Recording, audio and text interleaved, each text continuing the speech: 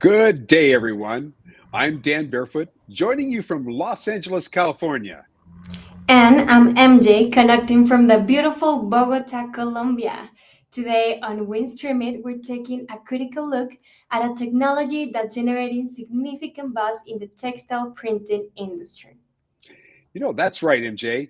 We are so happy to be back with our WIN StreamIt streaming platform.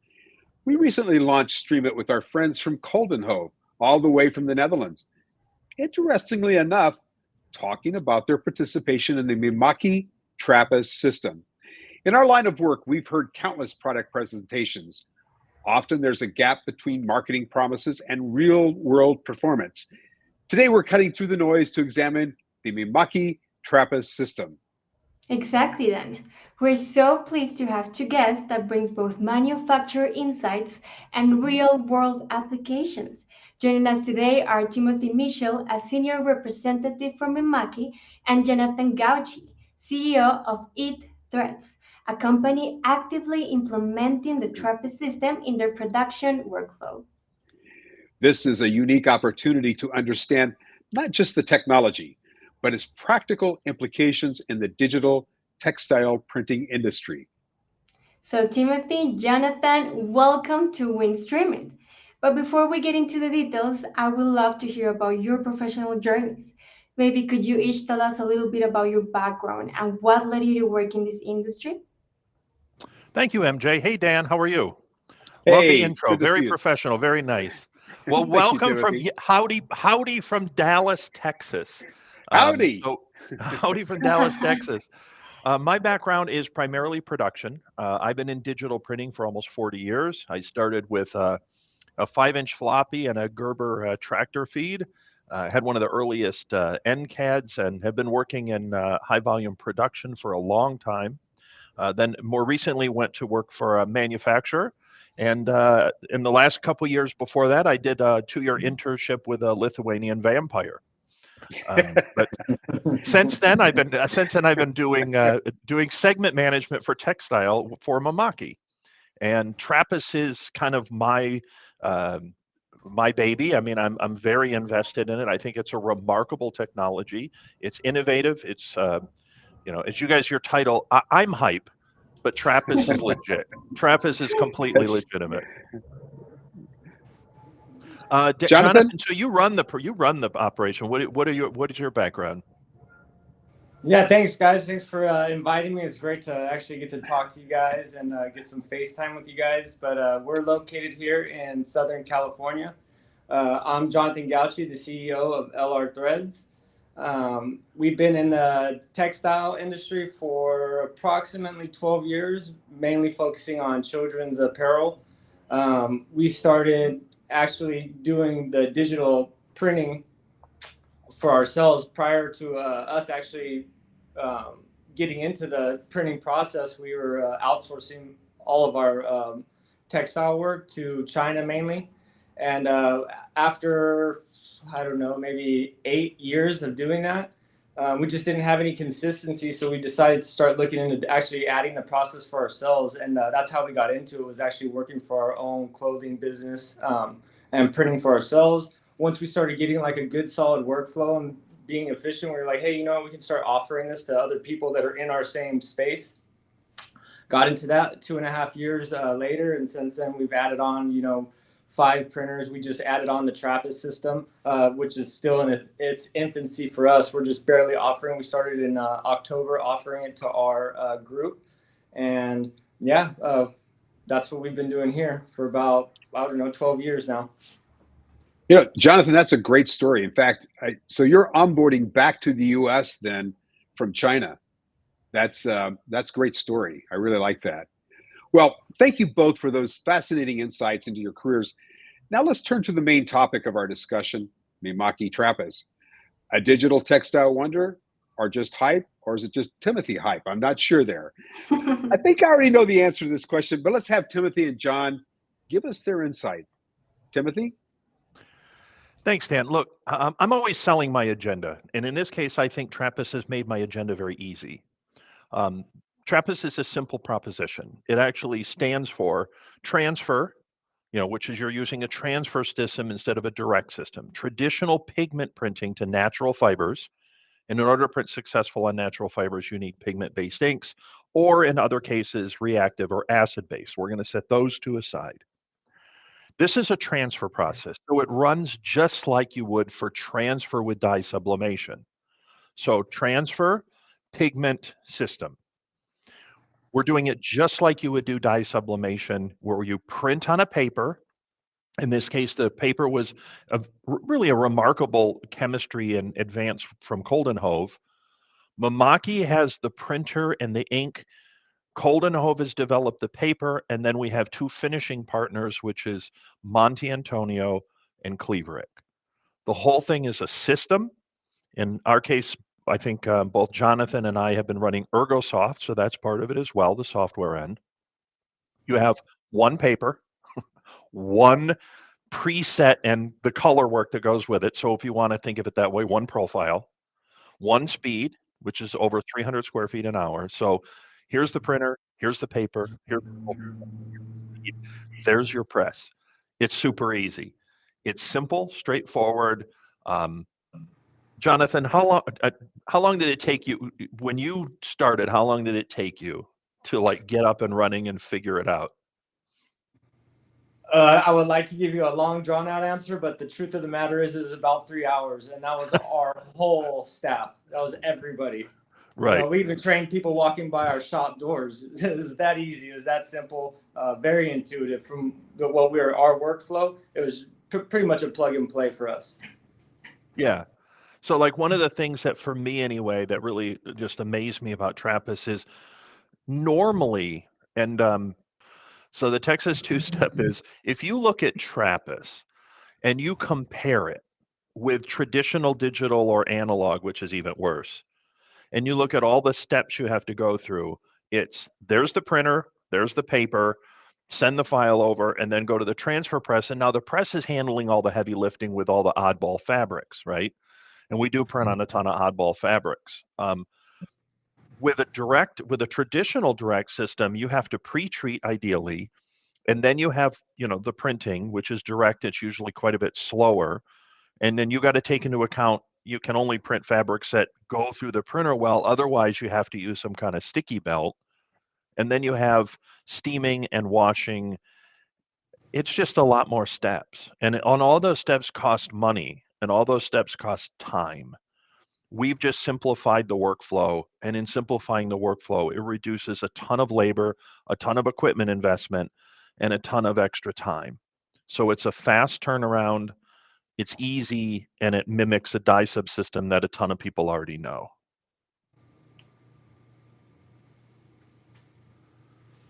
So like, Jonathan, did you just go right into TRAPIS, because I know you have a Tiger and you do a lot of dye sub.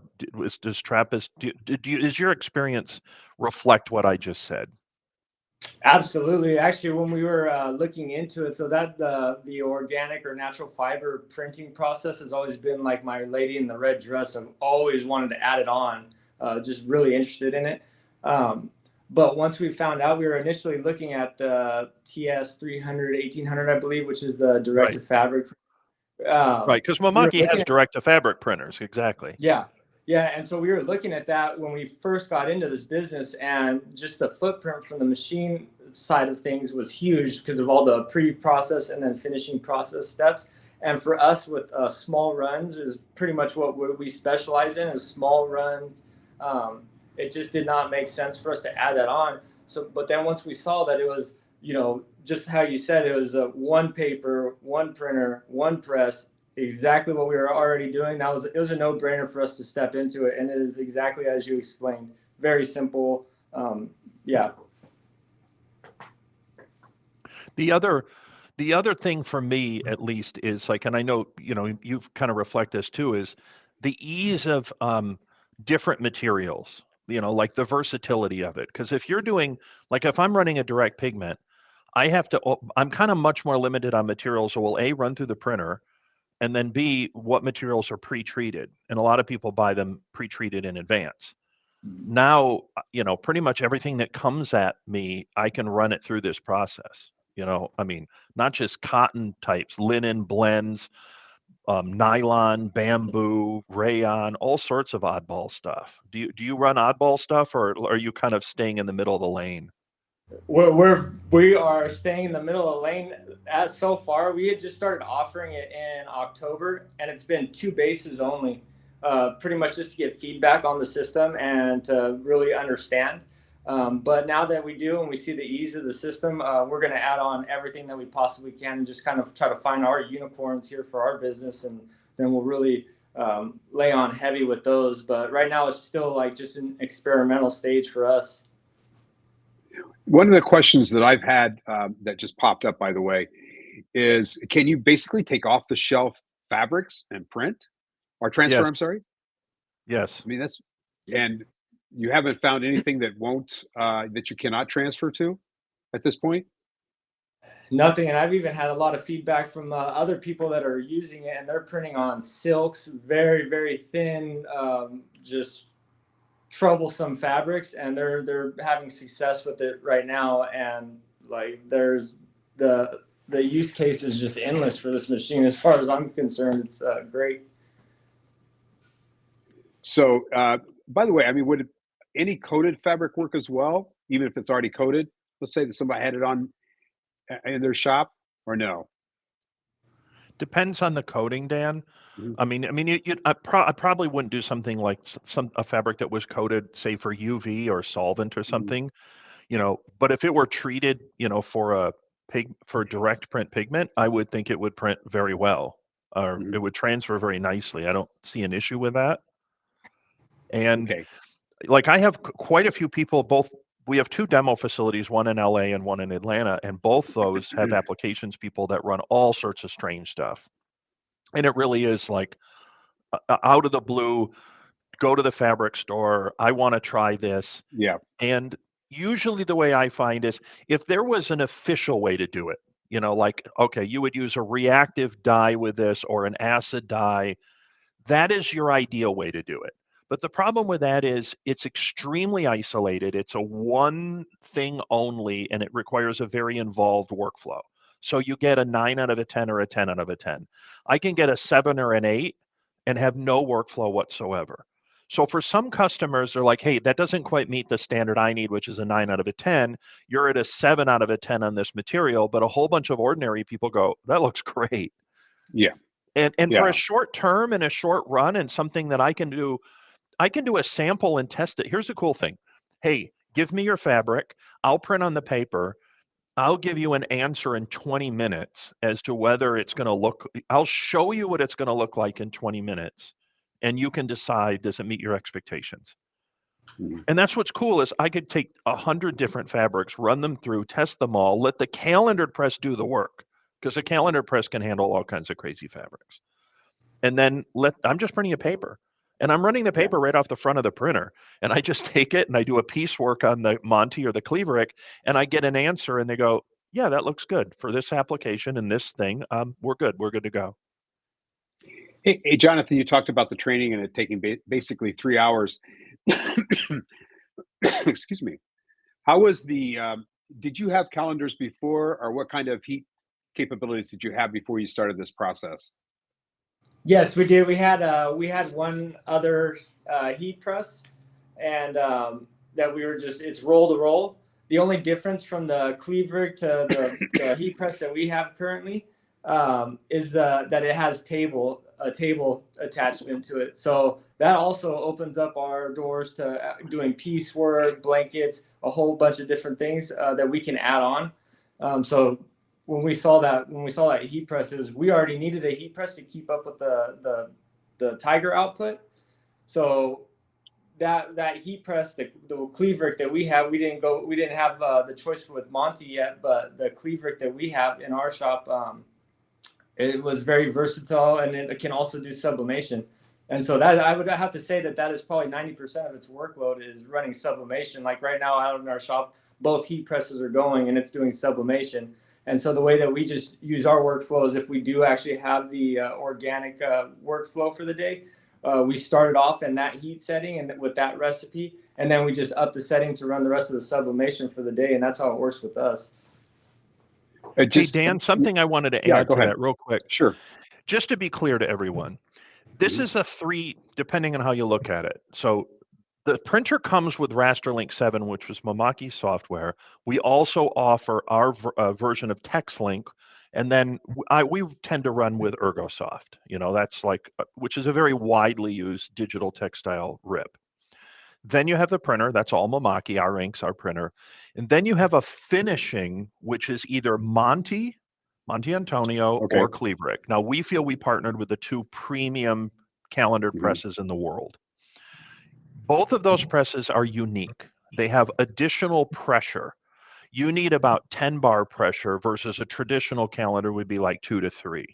So they're designed very specifically to handle additional pressure because we have to take that ink from the paper and press it deeply into the fabric. And it has to be done very, very specifically. And so these are unique, specially designed calendared presses for this task. They also double as a standard calendar press. Okay, so that's a really good you're point. not losing, you're not just having one, this does one thing calendar press. It's a modified press that does this in addition, but it also is backward compatible. So if I wanted to run standard die sub all day long, run all day long, no problem. It's still a Monte, it's still a Cleaverick. They're still excellent at that facet of it.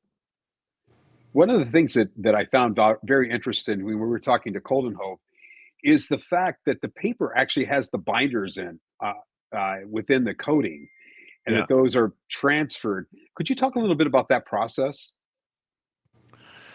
The chemistry is actually very proprietary, and I give Coldenhove high marks for their innovation. They did a ton of testing, and they found a way to essentially, like normally I can go out and buy a cotton fabric, and I can run it direct on, we have a new Mimaki 330. It's the TX 330. That's a direct printer, and it has a pigment ink set. But unless I treat the fabric, I'm never going to get quite the color pop and resonance that I would prefer to get if I treated it. In a sense, what Coldenhove did is they took the treatment and built it right into the paper. And then they made it so that the paper itself has everything you need. It's all self-contained. As far as the chemistry goes, they're kind of, obviously very proud of it, and it's very patented. But there's a slide, for example, I have that, and what this is comparing the 2 processes. And so one is pigment direct and one is TRAPIS. And maybe we could show that slide, our producer. Yeah, that's it. Yeah, what we're looking at there is we're looking at each individual color. And each individual color is compared to a direct process. So one of those lines is direct with a treatment on the fabric. And then if you look at what TRAPIS does, we're almost dead on it, if not in some cases superior. So your color intensity, your color, this is measured by reflection density, is on. Because I don't want to present TRAPIS to somebody and then kind of have to say in parentheses, oh, by the way, the quality is a clear step down. The quality has to be the same. The color fastness needs to be the same. The washability needs to be same or better than traditional methods. Otherwise, I think we fall short. And in all of those cases, it is as good, if not superior, to direct print pigment on a treated fabric. How many colors are you printing with, by the way? 8. With this unit? Okay, 8. So it's an 8-color system. Yeah, we went an extended gamut. So you have CMYK, red, green, blue, and light black. Okay, so effectively, it's like a fine art. Yeah, think of it like a fine art fabric printer. Okay, and I have read a number of times about the expanded gamut. It seems really wide, and of course now I see why with the 8 colors you're able to achieve this. What about profiling? How difficult is it to profile? Is it something that's quite easy, or how is it? Same, just like die sub. Okay. And we brought in a guy named Doug Troyer, who in my opinion is really, really good on textile. If anyone knows, he's an industry guy. He's kind of works in a conjunction with Coldenhove, and he came in and dialed this in. There's one paper, right? It's one thickness. So he just completely dialed it in for ErgoSoft, and we've just been using the same one, which is over 300 square feet an hour. So I have speed and I have color, and I'm done. And there's also a slide, if you get a chance. Here's one of the really cool things, and I'll let Jonathan talk about this as soon as I'm done. Let me explain the slide. The slide is the continuity. It's the color consistency The color test across. slide. Yeah. So here's what Yeah, this there you is go. really cool. People don't, this is something about it. So let's say I said to a designer came and said, I'm going to do a hotel. I just stayed at a hotel last night and I'm looking around. I'm like, okay, I want to do the bedspread, the drapes, my tie, and I don't know, the pillowcases. And I want all of those to be in different fabrics and I want them to match. What we have found with this process, because you're printing on the paper, is I could run a whole bunch of different fabrics. And what that represents is cotton, cotton blend, linen, and canvas. And what we're seeing is that you're going to have a very strong color match on multiple different textiles because all of your color work is referenced to a single thing. And that way, if I did 8 different fabrics on out the door, each one of them is going to be a very close color match out of the gate. Okay. And I think that's something that this technology does that you would struggle. First of all, you couldn't run any of those. Half of them would be disqualified on direct print. They'd never get through the printer, right? It's like you're going to be stuck. You'd have to have half of them on a sticky belt and a half on a regular. And then the color would be all over the place because you're direct printing. We feel that this process gives better color consistency across materials. And to me, thinking in a designer mentality of doing projects, that's a huge advantage. I don't have to go down all these color rabbit holes trying to sort out things that just clearly aren't going to match. I have one paper going through one sophisticated calendar press. Okay. Just out of curiosity, how is this being sold? Is it sold through resellers, and they're providing the whole kit, or how is it getting out to people like Jonathan? Actually, Jonathan, who did you work with? How was it done? So the way that we got introduced to TRAPIS was we were actually demoing the Tiger, and I had mentioned that we were interested in adding the natural fiber capabilities. And I believe this was a showroom. It was either the showroom in LA or in Atlanta. I don't remember. And they were like, "Hey, well, we have this new system coming out. We'll be demoing it in Atlanta." So we were like, oh, "Okay, you know what? We'll come back out and watch it live instead of over the internet." And that's how we got introduced. So we went straight through Mimaki for this one. And then when we purchased it, it was actually ran through a dealer, but all the information that we gathered on the system itself was through Mimaki Direct. And all the maintenance that we have done to this machine is going to be through Mimaki as well. Were you already using ErgoSoft before, Jonathan? Yeah. Yes. Okay. So you already had you basically knew it very well. Right. TRAPIS is sold through dealers. Right. Okay. Officially. Jonathan was an early adapter. And Mimaki did a lot of R&D stuff with some, Jonathan was like one of the very first people who decided to go with TRAPIS. And he went out in the wilderness and built a fort. Yes. and we're very grateful he did, because, but it's sold through dealers at this point is how the process. And, it's a standard, as you're going to see when Carissa shows you, it's a standard TS330, 1600, Mimaki textile printer. It's just we modified a couple things, and then you pair that with the paper and you pair that with a calendar press, and you're good to go.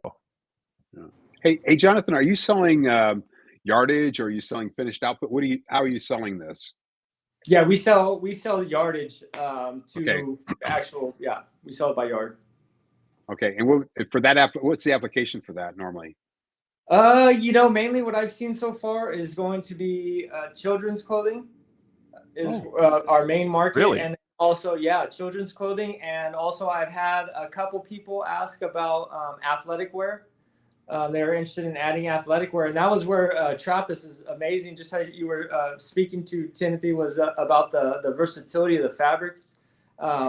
This customer wanted to actually send us in some fabrics to test out to see if they would like to use this system or not. So we've had that. We've also had some outdoor furnishing. Somebody wanted to test light fastness, so we did a small run for them.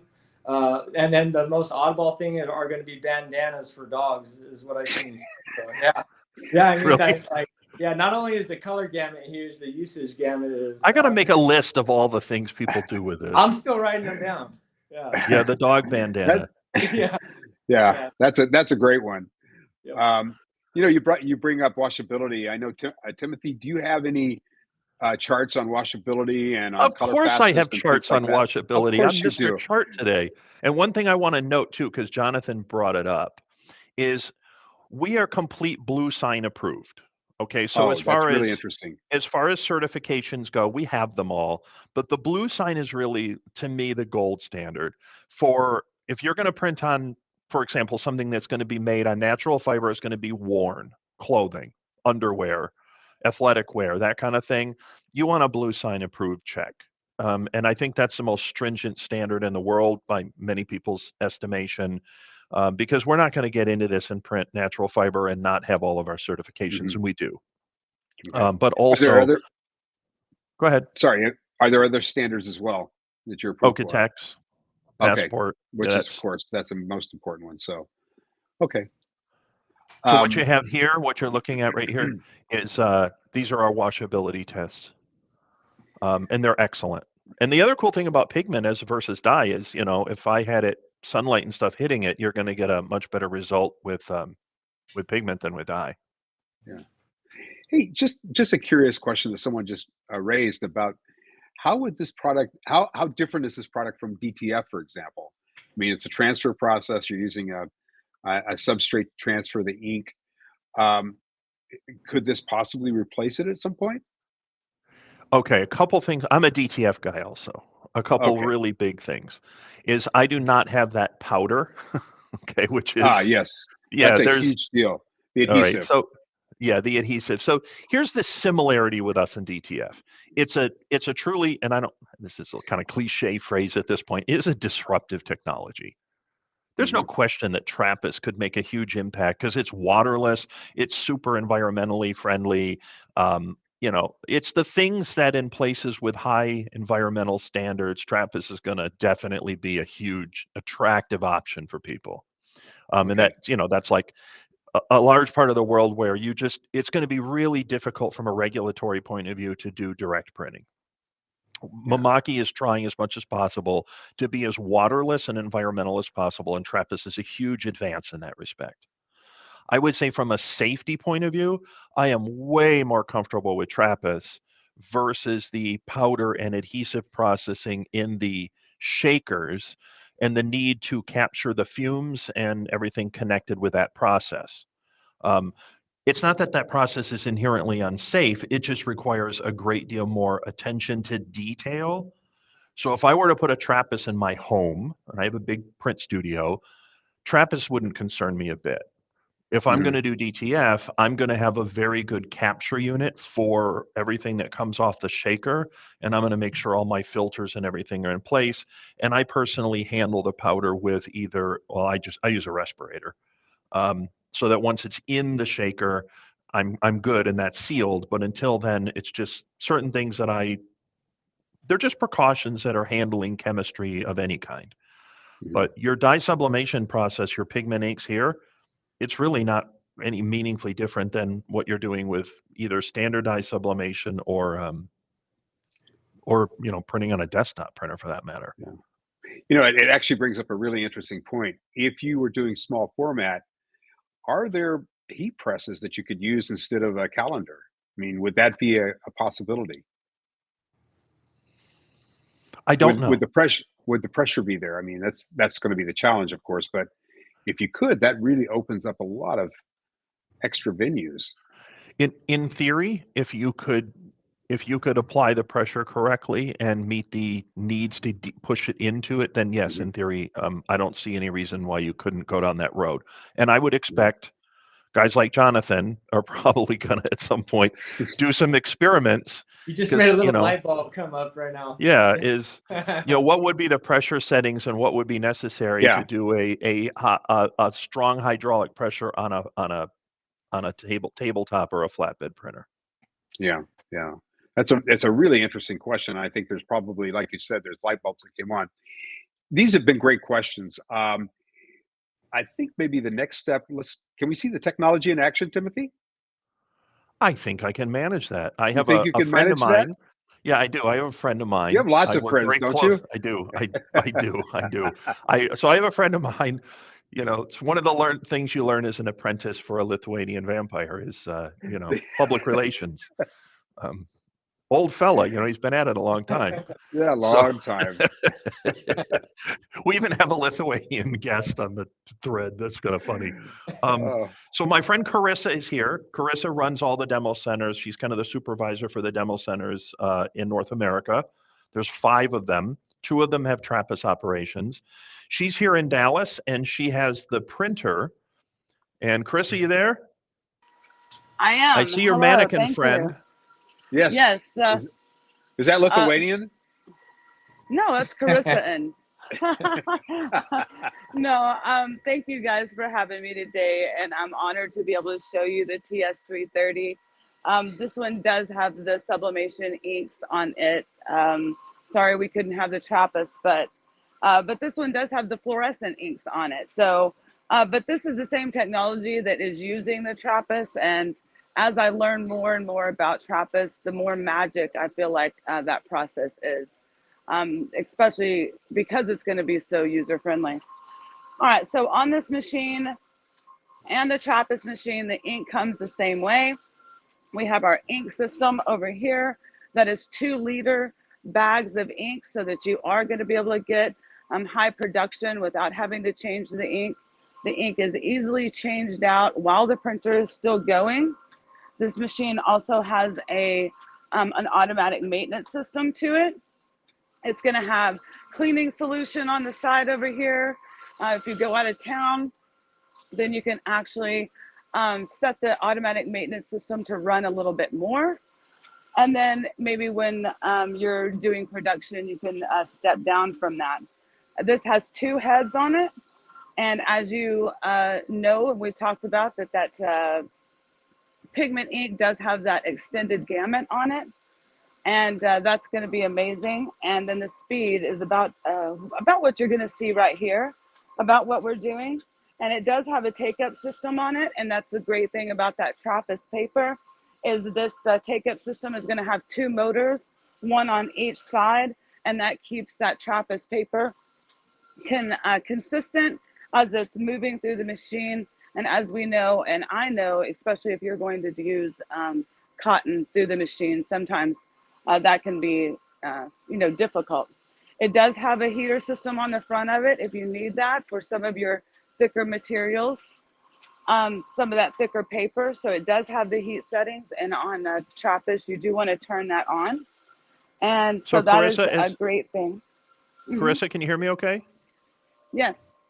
All right. So as I understand it, the main modifying difference between a standard TS330 1600 and the TRAPIS version is TRAPIS added a platen heater. So which we often use, for example, we have 3 heater systems normally on like an eco solvent printer. So we added a heater on this so that because what you're doing is you're putting a bunch of ink down. And we want to put as much ink down on the paper as we can, because we're going to transfer, virtually all of it transfers. I mean, it all goes over.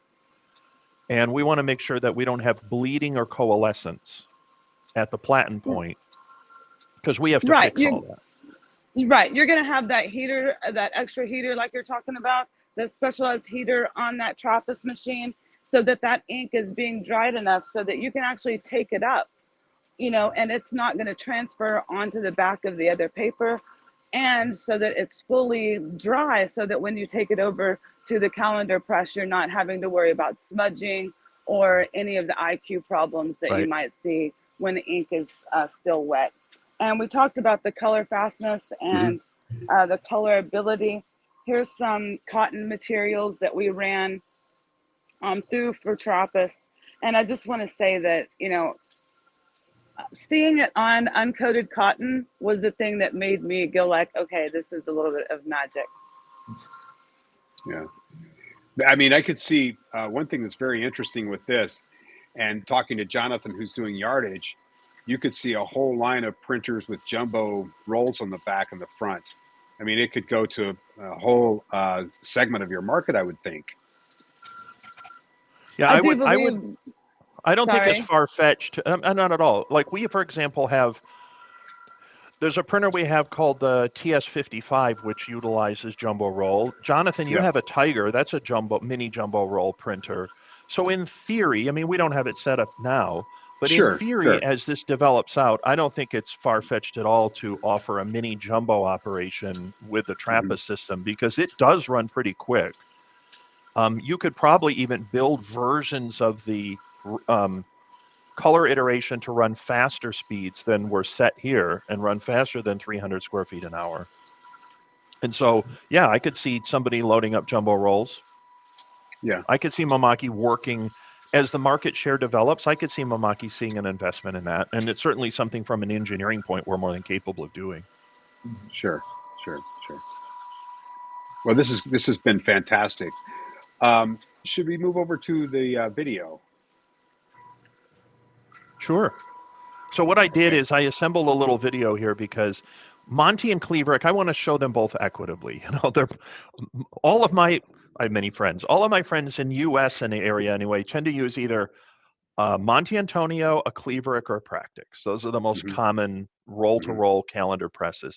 Monte Antonio and Cleaverick in this case were the ones who, you know, agreed to make a specialty calendar press.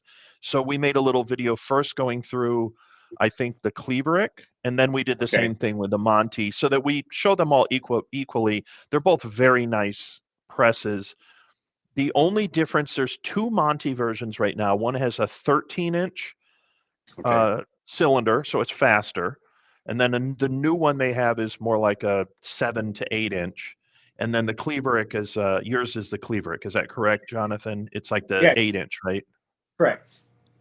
And I think I know for sure Cleaverix already has their representatives here, and also Monty. I know a number of the Monty resellers in the United States, so I assume that they're going to be offering this product as well. Right. For yeah, okay, And they both have That's- table systems, which Jonathan mentioned. okay, And, you know, we really like the ability to do roll or piecework because, again, this is a short turnaround. You know, I can do short runs, piecework runs, and all of that, you know, adds to my bottom line. sure. I mean, this really it has outstanding features. If we could run the video, that would be great. We even did.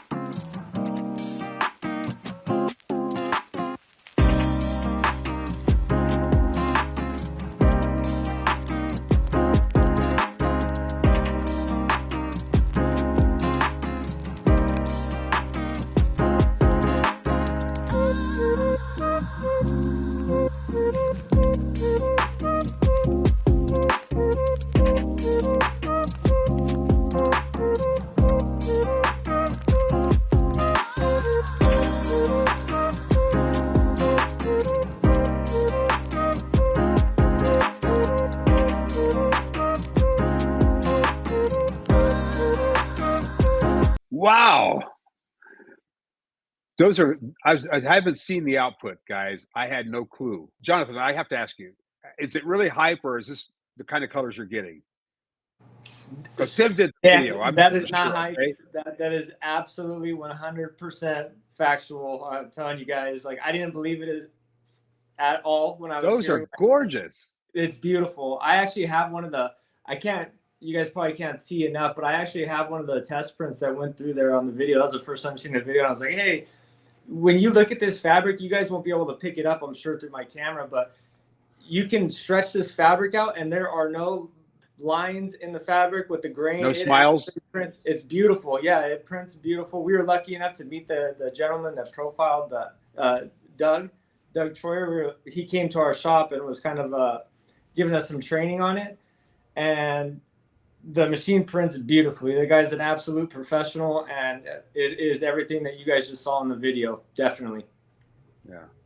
Did you like that, MJ? That was beautiful. Just stunning colors, definitely. Anyway, guys, we really appreciate it. MJ, take it away. Okay, thank you, Timothy. John, what a fascinating story. I knew the Mimaki TRAPIS system was an important technology and definitely, as you guys mentioned, not hype. Really, this has been great today. The output of the system and hearing from, two professionals like Timothy and Jonathan, such a great story. And the exciting part is that WIN StreamIt has many more sessions like this planned for the future. For companies interested in participating in WIN StreamIt, what's the best way to get involved? It's quite simple then. Companies can reach out to us via email at worldimaginenews.com or contact us directly through our website. Thank you, MJ. And thanks to everyone who joined us today for WIN StreamIt session, especially Timothy and John. If you haven't already subscribed to WIN Quick News, our weekly newsletter, I encourage you to sign up today. Also, please visit us on our website at www.worldimaginenews.com and www.worldimaginenewslatino.com. And that's the WIN StreamIt, folks. I'm Dan Barefoot. And I'm MJ. And until next time, stay healthy and keep smiling. Manténganse saludables y sigan sonriendo.